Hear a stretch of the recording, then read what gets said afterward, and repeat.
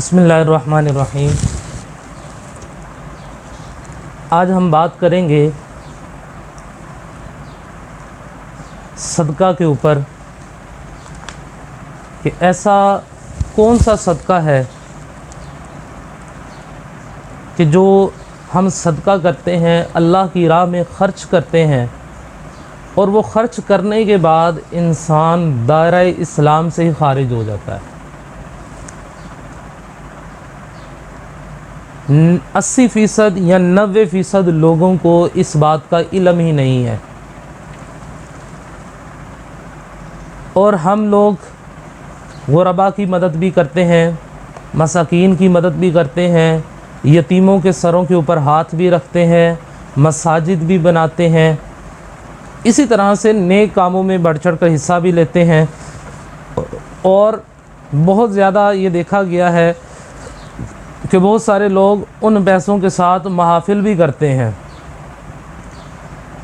اور وہ کون سے پیسے ہیں، وہ کون سا مال ہے کہ جو اس طرح اللہ کی راہ میں خرچ کرنے سے بندہ دائرہ اسلام سے خارج ہو جاتا ہے، اور وہ سخت گناہ ہے۔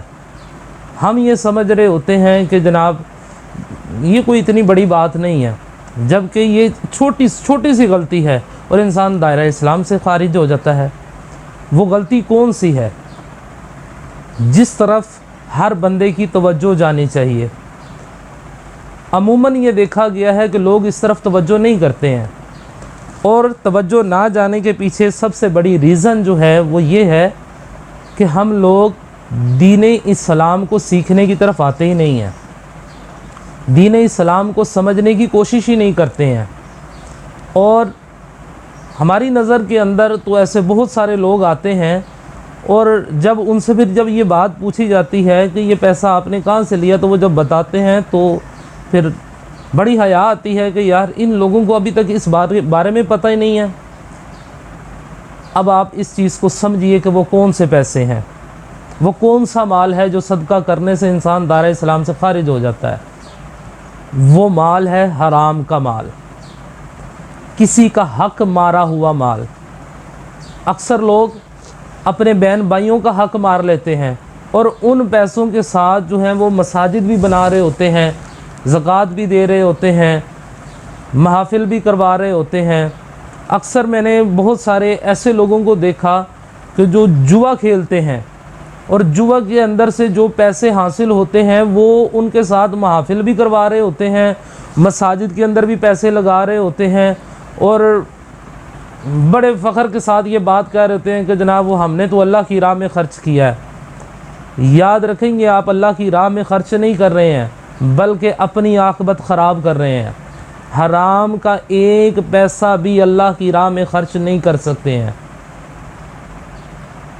حرام کمانا ہی کیوں ہے، حرام کھانا ہی کیوں ہے؟ ہم ایک طرف دوسروں کا حق مارتے ہیں، دوسری طرف ہم اس کو اللہ کی راہ میں خرچ کر کے کہیں کہ اللہ تعالی ہمیں معاف کر دے، تو ایسی بات نہیں، بندہ دائرہ اسلام سے خارج ہو جاتا ہے۔ یہ بڑی سمجھنے کی بات ہے۔ خدا را آپ کے قریب جو مساجد ہوتی ہیں وہاں پر علماء کرام کے پاس جایا کریں، ان سے جا کر دین سیکھا کریں۔ آج یہ وقت ہمارے پاس ہے، یہ وقت دوبارہ ہمارے پاس نہیں آئے گا۔ یہ زندگی کتنے دن کی ہے؟ 4 دن کی زندگی ہے، اس کے بعد پھر کیا ہے؟ آج وقت ہے، دین کو سیکھ لیجئے۔ اللہ تعالیٰ کی بارگاہ میں دعا ہے کہ اللہ تعالیٰ ہمیں دین اسلام کو سمجھنے کی توفیق عطا فرمائے، آمین۔